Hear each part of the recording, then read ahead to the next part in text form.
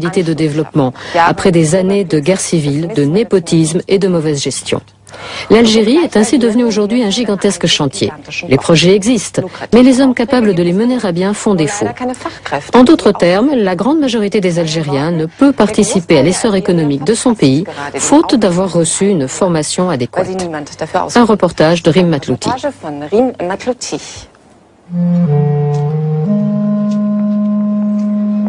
L'aéroport Ouari Boumedienne, cela faisait 15 ans que les Algériens l'attendaient.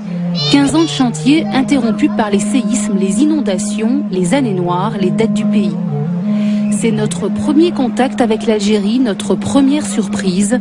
Achevé depuis quelques mois, il est enfin digne d'un aéroport d'une capitale forte. Alger l'émergente, l'Algérie se reconstruit.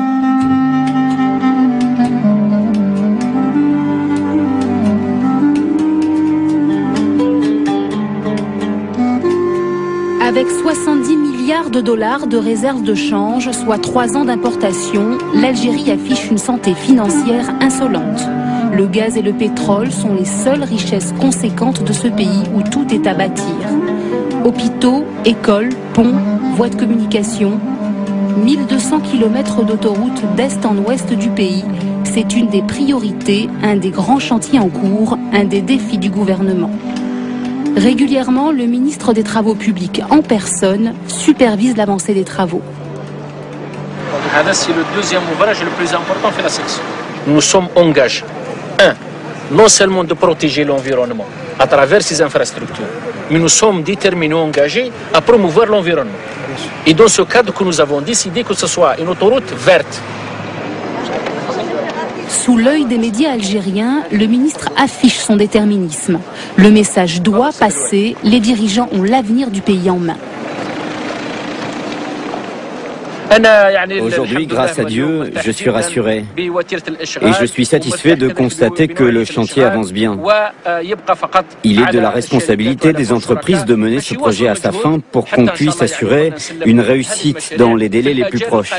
D'ailleurs, j'espère voir les finitions, si Dieu le veut, très bientôt. Le problème n'est pas de lancer des travaux, mais de les achever, de respecter les délais et de trouver les compétences nécessaires. C'est là que le bas blesse. Les experts manquent, les entreprises du bâtiment algériennes ne sont pas capables de se hisser au niveau des projets d'envergure. Pour preuve, depuis des années, Alger est un chantier à ciel ouvert inachevé. Le métro d'Alger, plus personne n'y croit. Il avance à son rythme.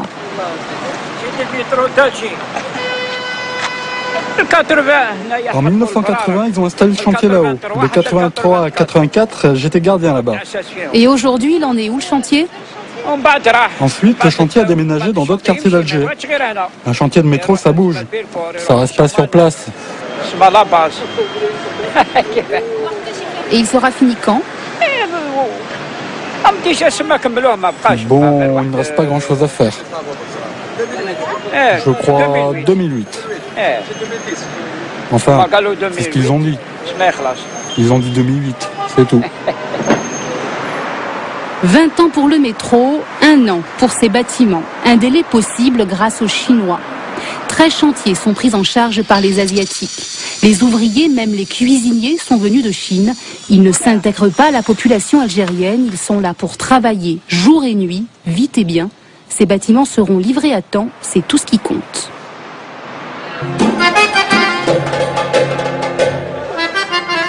À quelques mètres des ouvriers asiatiques au travail, Bellecour, un quartier populaire.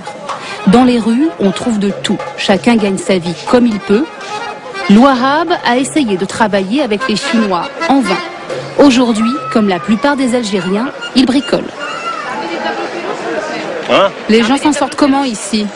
Ils travaillent, normalement. De toute façon, il faut bien se débrouiller. Regarde, il y a une nouvelle vague par exemple, là. Les gens maintenant, ils vendent des fruits, des légumes dans les camionnettes. C'est un marché ambulant, ils se déplacent. Viens, on va voir par là. C'est combien les patates, mon frère? 70 dinars. Bah oui, c'est cher. Pourquoi 70 dinars? 70 dinars un kilo de patates. Alors, si tu veux acheter autre chose, par exemple un bidon d'huile, Bon, ça fait un moment que je ne suis pas allé au marché. C'est 300 environ ou 370. C'est trop. Pour les gens qui ne gagnent que le SMIC, ils vivent pas. Il faut du bricolage, mademoiselle. Ils travaillent là, ils travaillent ailleurs encore. C'est obligatoire. Ils s'en sortent? On est forcé, tout simplement. On est forcé, tout simplement. On est forcé. Mais ils vivent pourtant. On survit. On survit. On ne vit pas. On survit tout simplement, voilà. Avec 120 € par mois de salaire minimum, les Algériens n'ont pas d'autre choix que de trouver de l'argent ailleurs.